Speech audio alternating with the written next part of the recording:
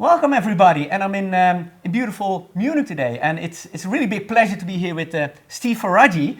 And why I'm so excited about this, because we've already done a couple of videos about technical standards, we've done videos about patents, but we haven't talked yet about when these two things come together. And Steve's an absolute expert when it comes to that question. So yeah, let's just introduce yourself a bit, Steve. Thank you, Rudy. Thank you for having me. My name is Steve Faraji. I'm a German and European patent attorney with a background in electrical engineering and information technology. I started in Audi in the patent department and then went to Volkswagen, where I'm now heading the litigation department on IP litigation. But most importantly, since 2018, I'm holding the chair position within ETSI of the IPR special committee, which is exactly concerned with the issue that Rudy told just now with SEP's standard essential patents. Yeah, great. And I understand you'll be having the hat on of the committee chair. That's correct. Not so much on Volkswagen today. That's correct, yes. Wonderful. And to just get started with that topic, so when we talk about technical standards and patents, what is going on? What is particular when we bring those two things together? It's a really interesting, specific topic, standard essential patents. So as you might imagine, there is the topic of standards, technology standards, where you have engineers talking together, with the exception in antitrust law, because usually as a competitor you cannot talk to each other and develop commonly and jointly develop things. But in standardization you do that. But the issue is that once you have standardized technology, there might be patents who are in the way, and which are in the way. And patents, on the other side, are an exclusion right. So you could get your competitor to stop enjoying them to produce and sell products. So this is the two things who are in a tension, and you have to resolve it. So you have on the one side antitrust law, which provides everyone who wants to implement a standard with a free market access. And on the other side, you have an exclusion right, patent law, and a patent on that said technology. And you have to resolve this tension somehow. So we have kind of inclusion and exclusion kind of happening at the same time, and bring that in balance. That's correct. That's correct. Right. And does that happen a lot when you would have patents that are actually required to build a technical standard? Is that a common type of thing? It happens. I mean, it's more or less also in particular specific industries like the telecommunication industry. This is more or less one of the major ways to go. So you usually go to standards meetings already prepared to have contributions filed, and those contributions will most probably also already been patented or will be patented the same day, so that you have a possible return on investment as a patent holder, as an inventor. And just to get a feeling for it, so how many of these patents for something like a mobile phone, what type of order of magnitude are we talking about? So, there is no specific number on this, because these standard essential patents are self-declared. So there is no testing or no checking of essentiality. But we are talking in the magnitude of 50 to 100,000 SEPs, I would say, on specific standards like 5G. So it already gets very complex with these large numbers and many different owners. And what are kind of the concerns? What could go wrong, or what could you be concerned about if we got these standard essential patents in the market? Yeah, the major problem, and a lot of companies face this problem, is that you get an exclusion from using that standard. So you are, as an implementer, you are more or less locked into the standard. It's like you want to use a plug entry for your plugs, for your appliances, and you cannot use them because it's not standardized. So you have to use it. And there might be the situation that you face SEP holders, so patent holders, who want to exclude you from using it because you cannot agree on a license rate. And from the patent holder side, are there concerns as well? How do they deal with this? Sure. So the patent holders also have the major concerns that there are possibly implementers out there.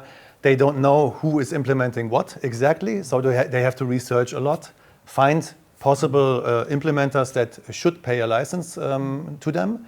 So it's on the both sides there is problematic issues everyone has to resolve.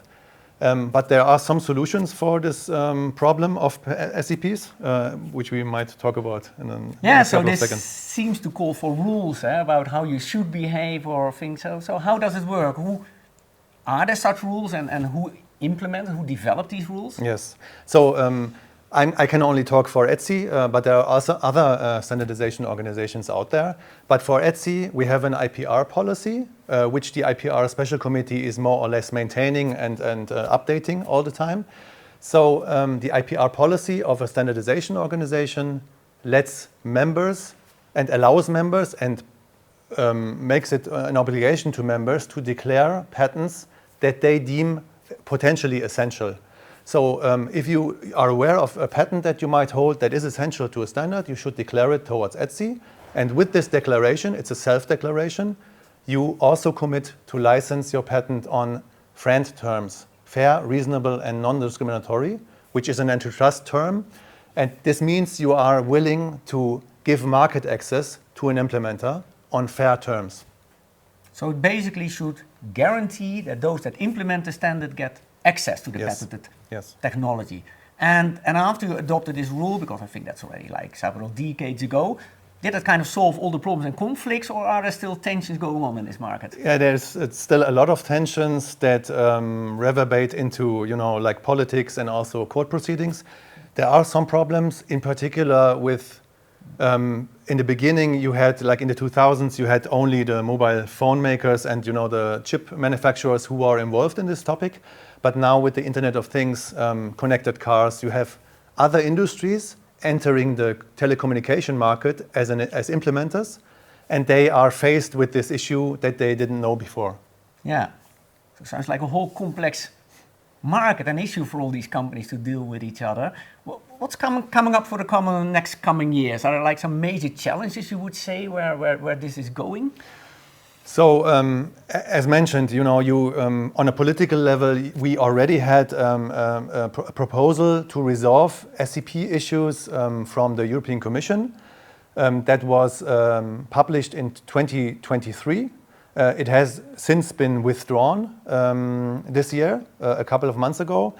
And now everyone is looking at whether there might be some regulation helping stakeholders to address these issues. Now, the UK, United Kingdom, has introduced a new proposal, possibly for public consultation to deal with SEPs. And also there is developments in courts. So one of the most famous courts at the moment is the District Court of Munich, actually, where we are at the moment. And that court is quite strong on pushing SEPs on the holder side to say that there are really issues going on, but looking to implement specific rules that are potentially a diversion of established case law, like the European Court of Justice decision in Huawei ZTE, which in 2015 gave a basis and a foundation of how to deal with SEPs. Okay. Coming a bit to the end of the interview, is there something more you would like to share with our students about this topic or how you feel about it? Yeah, sure. So I'm a patent attorney and I can only, I have an engineering background and I can only advertise to you all, if you are interested, to look at this job because it's really interesting. It's interdisciplinary. You work on a technical side, but also on a law side. You can do this with an engineering degree, a biology degree, or a chemical degree, and also with pharmaceuticals, a pharmaceutical degree. It's a 3-year formation, more or less. You can do it also in-house in industry. And I would, if you have any questions, you can also always contact me via Rudy, possibly, to talk about this. It's really an interesting area. There are not a lot of people who are willing to, put in the extra effort to work in an interdisciplinary field. I quite like it. I really think it's a really interesting field. And specifically then on SEPs, you only have like really a handful of people, like 100 or 200 experts in this area, which makes it really interesting. And the interactions are quite interesting because there is a lot happening at the moment in this field. Great. Thank you so much for talking today with me. Thank you so much. Yeah, Thank you. Thank you.